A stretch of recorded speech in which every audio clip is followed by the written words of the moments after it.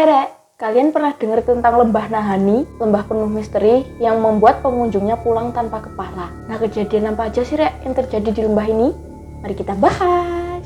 Lembah Nahani terletak di Kanada, tepatnya di Northwest Territories. Lembah Nahani terkenal dengan berbagai macam kejadian Rek, mulai dari hal mistis, rumor mengenai sebuah mitos, hingga banyak kasus kematian secara misterius yang tidak terpecahkan. Lembah ini memiliki luas sekitar 416 km. Nah, saking luasnya, lembah ini dinobatkan sebagai cagar alam Taman Nasional Kanada. Meski dinobatkan sebagai cagar alam, lembah ini tidak tampak seperti tempat wisata yang banyak dikunjungi turis dan wisatawan Rek. Lokasi Taman Nasional ini terletak di tempat yang tidak memiliki jalan setapak atau jalan aspal untuk menuju ke sana. Jika ingin pergi ke lembah Nahani ini hanya ada 3 cara Rek, yakni dengan menggunakan helikopter, mendaki medan yang berat, atau naik perahu dengan menyusuri sebuah sungai yang bernama Flat River. Sungai ini ujungnya mengantarkan langsung ke tepi lembah Nahani. Namun kondisi sungai ini tidak sama dengan namanya Rek. Flat River memiliki aliran yang tidak flat. Justru sungai ini memiliki arus yang sangat deras dan dalam. Nah, konon katanya dahulu terdapat suku yang bernama Naha yang menetap di lembah ini Rek. Mereka terkenal sebagai suku yang suka berperang. Suku ini sangat ditakuti oleh suku di sekitar karena hal itu Rek. Kemudian entah bagaimana suku ini menghilang secara misterius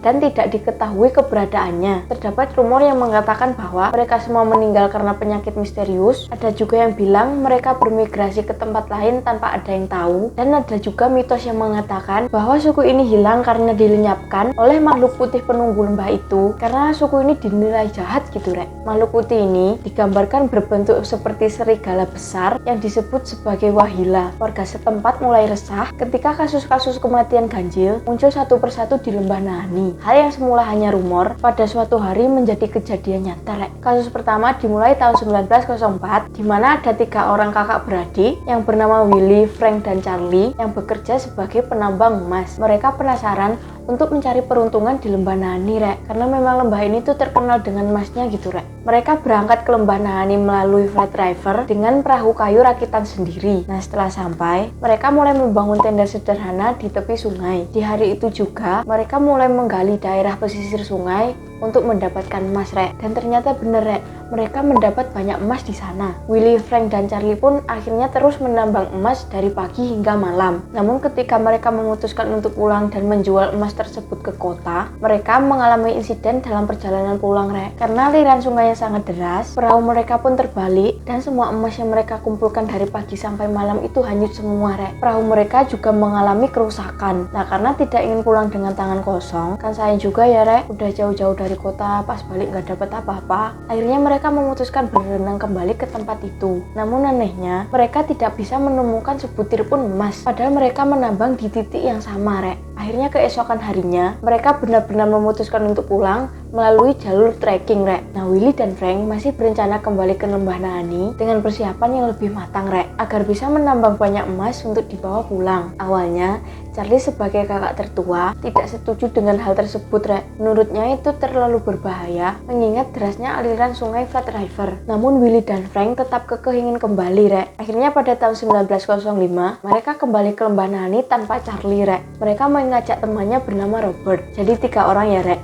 Willie, Frank, sama Robert. Ketika berangkat, mereka sama sekali tidak memberitahu dengan pasti kapan dan berapa lama mereka akan kembali Rek. Udah lewat seminggu, sebulan, setahun. Charlie nggak merasa khawatir Rek, karena emang dia tahu jumlah emas di sana dan proses menambang emas membutuhkan waktu yang tidak singkat gitu. Namun setelah 2 tahun, barulah Charlie merasa aneh Rek. Akhirnya dia membentuk tim ekspedisi sendiri untuk mencari ketiga orang tersebut dengan menyusuri sungai. Saat menyusuri sungai, perahu mereka tiba-tiba berbelok tajam dan membawa mereka ke aliran sungai deras yang diapit oleh tebing-tebing tinggi. Waktu memperhatikan tebing sekitar, mereka menyadari bahwa di tebing itu terdapat banyak pintu seperti gua. Nah, tak jauh dari sana, mereka melihat tenda di tepi sungai. Mereka pun menghampiri tenda tersebut dan ketika dicek, betapa terkejutnya mereka saat melihat tubuh manusia yang tergeletak di tanah di sekitar tenda. Posisi tubuh itu terlentang dengan tangan seakan mencoba meraih senapan yang disandarkan di pohon terdekat. Yang lebih mengerikan, kondisi tubuh itu hangus dan tidak memiliki kepala Rek. Dengan ketakutan, mereka pun memasuki tenda dan menemukan hal serupa Rek. Kemudian mereka berkeliling mencari kepala 2 tubuh itu untuk memastikan apakah benar mereka adalah Willie dan Frank. Bukannya menemukan kepala, mereka malah menemukan tumpukan tulang belulang manusia dan sobekan baju yang diduga milik Robert, rek. Charlie mengetahui bahwa dua tubuh di sekitar dan di dalam tenda adalah adik-adiknya lewat barang-barang yang dia temukan di tenda, rek. Mereka memutuskan untuk segera kembali dan melaporkan kejadian tersebut ke pihak polisi, rek. Hasil penyidikan polisi mengatakan Willy, Frank, dan Robert mati karena kelaparan,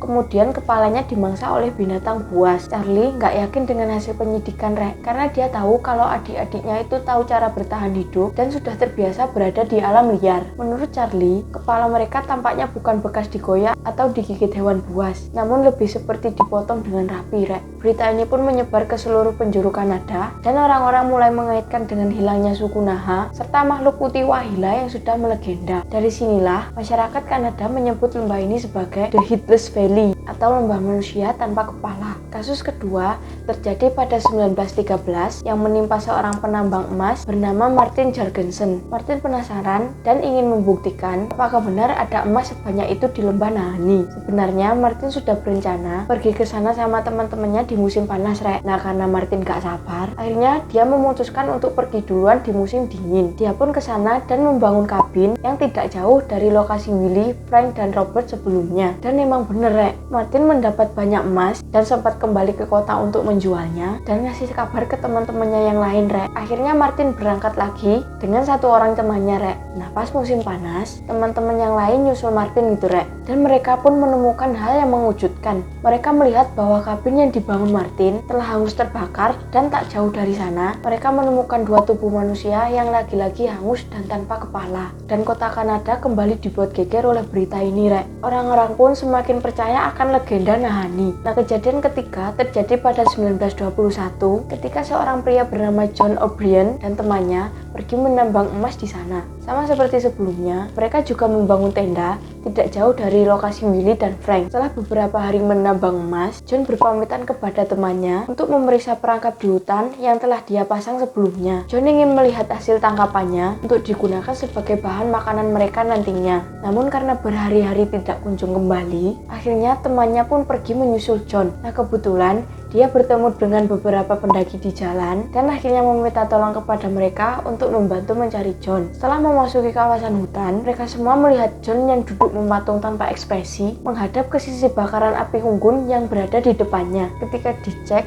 John ternyata sudah tewas, rek. Dan lagi-lagi, sejak kasus pertama hingga sekarang, polisi tampaknya tidak ingin menyelidiki kasus ini lebih dalam. Polisi memutuskan bahwa penyebab kematian John adalah hipotermia atau mati karena kedinginan. Mendengar hal itu, temannya kurang puas dengan pernyataan polisi, rek. Dia menganggap wajah John sama sekali tidak menunjukkan ekspresi orang kedinginan. Ekspresinya tuh datar gitu. Meski telah memakan korban secara misterius, orang-orang masih saja pergi ke sana karena tergiur emas yang ada di lembah ini, rek. Kasus-kasus lain pun masih bermunculan sampai tahun 1945. Akhirnya pihak pemerintah Kanada memutuskan untuk menutup beberapa kawasan di lembah Nahanni dengan alasan untuk melindungi alam di sana guna dijadikan cagar alam. Meskipun beberapa lokasi masih dibuka untuk umum, namun terdapat banyak penghimbauan agar penduduk lokal maupun wisatawan tidak melanjutkan perjalanan. Kalian berani gak, rek, mengunjungi tempat ini? Oke, sekian dulu video dari aku. Mohon maaf kalau ada kesalahan dalam pelafalan nama atau tempat yang aku sampaikan, ya, rek. Kalau ada kekurangan atau bahkan salah informasi, mohon dikoreksi di kolom komentar ya. Boleh juga komen untuk ide dan saran video selanjutnya. Dan jangan bosan untuk terus dengerin cerita yang aku sampaikan di videoku selanjutnya. Rutam luwes.